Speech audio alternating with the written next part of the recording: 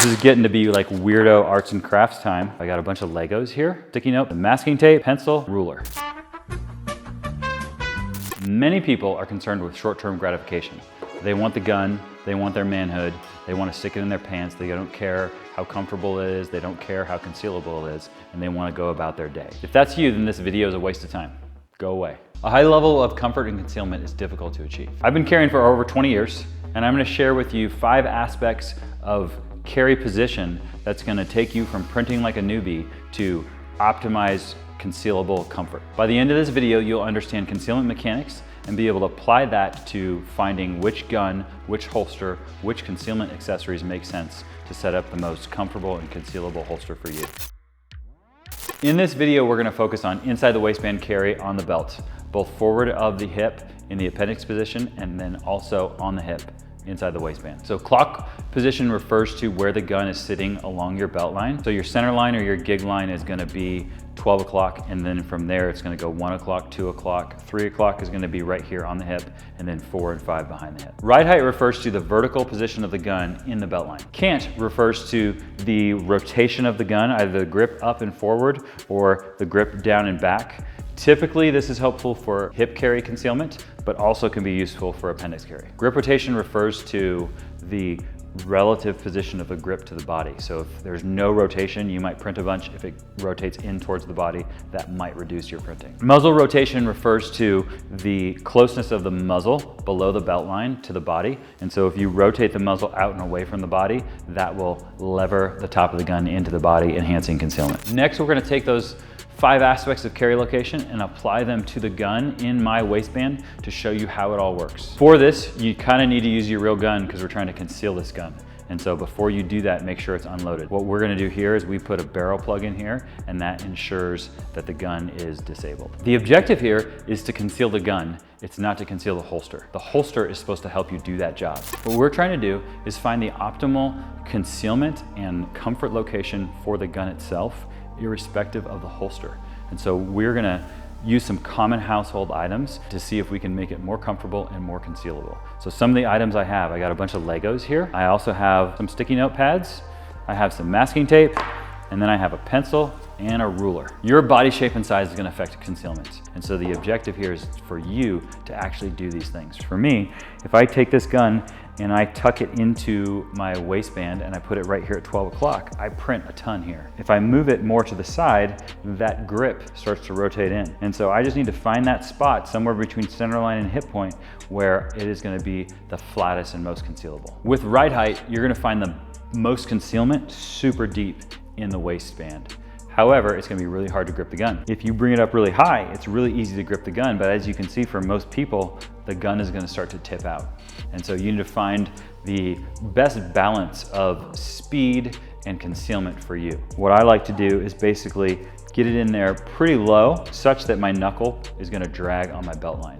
And I find that that is probably the best balance of concealment and the ability to grip the gun. Cant in the appendix position is less important. Most people carry vertical, but you can get the grip to come into the body a little bit if you rotate up. The problem with that is you're compromising your grip angle. Some people also like to rotate it down so that they have a more neutral grip angle. So for grip rotation, if I can basically push this in, I'm gonna get better concealment. But you can't actually push it in from here. What you have to do is leverage your belt line to push it in. And so there's a bunch of different things we can do to play with that. Basically, I can stick this in my belt line, and you see I have rotation here. It's kind of sticking out, maybe about a ½ inch. If I take this Lego and tuck it in on my trigger guard, it's gonna rotate the gun in, and now that ½ inch basically disappeared. If I wanna play with this a bit and see, I can add another thin one to see, does it rotate in more? And it does, it rotates in better. But at this point, you start to see, particularly if you have an optic, where the optic will start to cam out, and then the optic is gonna print.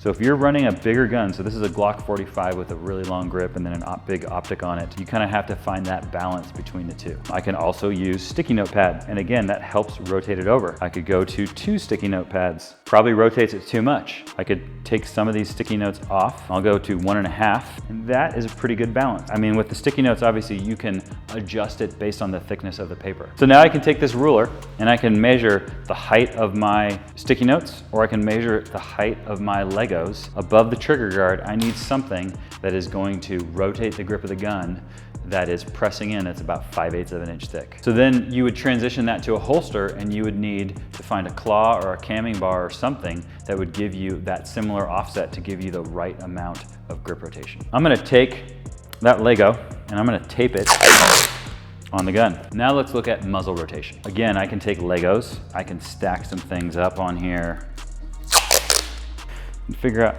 how well does that rotate in. And that works pretty well. You know, it's probably a little closer to my body, but right now, this gun, like the gun is actually rotated this way. And so I'm gonna feel that sharp point. And so what I'm gonna do here is I'm gonna adjust this Lego setup. I'm gonna add an additional piece. That way there's rotation. So now I have some Legos that's gonna allow this gun to sit not just like this, but kind of the flattest point is gonna be kind of like that. You can kind of see how everything is driven more into the body. So the Legos work pretty well. So I can remember this piece. I need it to not just be a ramp, but I need it to be kind of sloped this way too. I can take a bunch of these guys and stack them in there as well. This is getting to be like weirdo arts and crafts time. So here again, I've got some tape. I took this and I kind of staggered that a little bit. And then I'm gonna suck this in here, stick this big thing down into my pants. I have quite a bit of muzzle rotation. You can actually see the bottom of the muzzle here now is printing on the outside, and it's really pushed in. You got my little tummy fat here. That works pretty well for concealment. Basically, I've made an impromptu body contour wedge. I can measure this, and I probably need about an inch or a little more than an inch of height here. And on this one, I have about the same, where I have about an inch or more of height. All of it kind of slopes this way. It's not just an angle this way like a wedge. So I have my featured out gun here, and I kind of confirm this is the most kind of comfortable, concealable setup. And then what I want to do is I want to take a pencil. I'm going to take that pencil, I'm going to write on my gun here. Okay, I'm just going to draw a line right there along my belt line. And then also what I want to do is, here's my pant loop. I'm going to draw a vertical line where my pant loop falls. This horizontal mark here needs to line up with the top of the clips or attachments, because that's where it's going to sit. And then these vertical lines are going to line up with the belt loops. And if a clip or attachment sits along that line, it's going to interfere with those loops. So now I would need to take this concept and this setup and find a holster that will work with this. Not all holsters are created equal. And so some have a fair amount of adjustment and some do not. So for example, if I take a Tenicor Velo and I look at this relative to that, the body contour is pretty similar.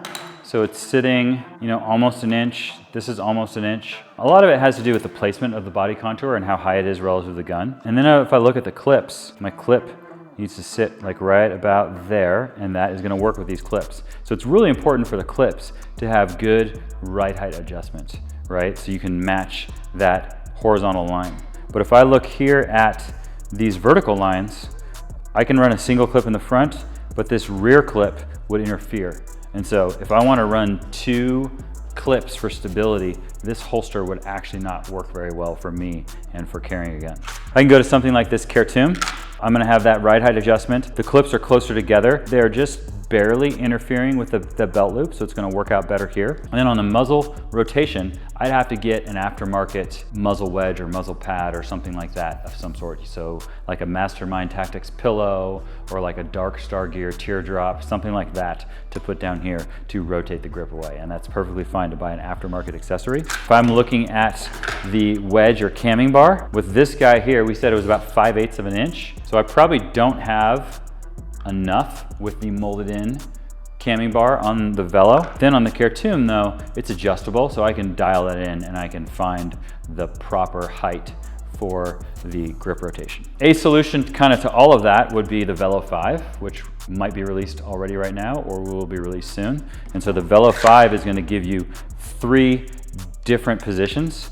And so I for sure am going to be able to find a spot where I can run 2 clips and not interfere with those loops. It's also going to give you a wider range of right height adjustment. When you are analyzing holsters, whether you buy ours or you buy someone else's, those are the things you're going to want to look at. The body contour on the Velo here is actually rides up a little higher, and so it's not as pronounced. It's more comfortable for more people. So once you get the holster, you can just take that holster without any clips and stick it in your belt line.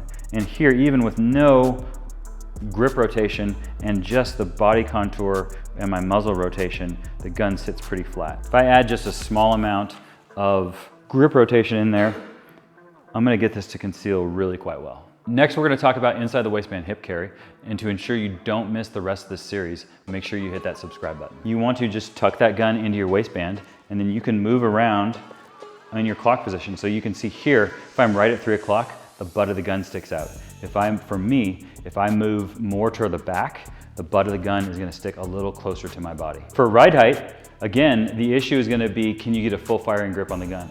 If I carry higher, it's gonna be easier to grip, but the gun is not gonna have enough below the belt to hold it all in there. The more concealable and more secure is gonna be lower in the belt line. One of the most important aspects of concealment for behind the hip carry is gonna be cant. So if I take this gun and I cant it forward in my belt, I am going to basically reduce the size overall of the gun and pull the grip in tight to my body. That will also allow my grip to be more natural because my wrist is in a more neutral position. Grip rotation into the body is generally not helpful. And it's not helpful because if you see here, I push the grip in, it rotates the rear of the slide and the optic out away from my body, compromising concealment. So you probably don't want to do any grip rotation. Muzzle rotation away from the body for hip carry inside the waistband is kind of an interesting thing.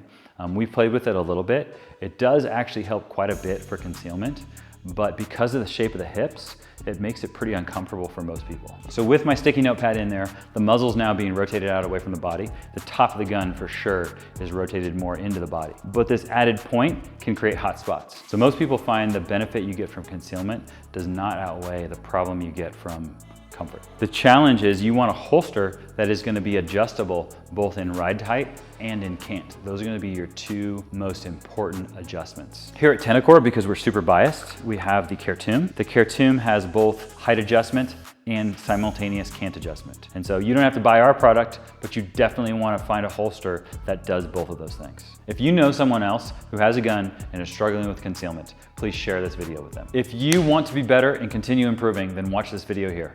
We just totally need to do bloopers on the end of all of these videos. Tenicor! So you think my glasses show weakness? All right. Inside the waist, let's see. Your left hand. It's like the rubbing your stomach with that. If you're finding this video helpful, then please click the like button. Is that what's so funny? It's just you're saying it in a very Jeff way. Gotta clean my gut out. Kombucha.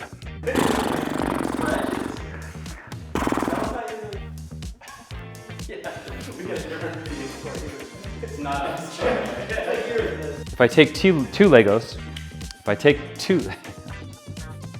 so if you know someone else who you think would benefit, if you know someone else then you have a friend.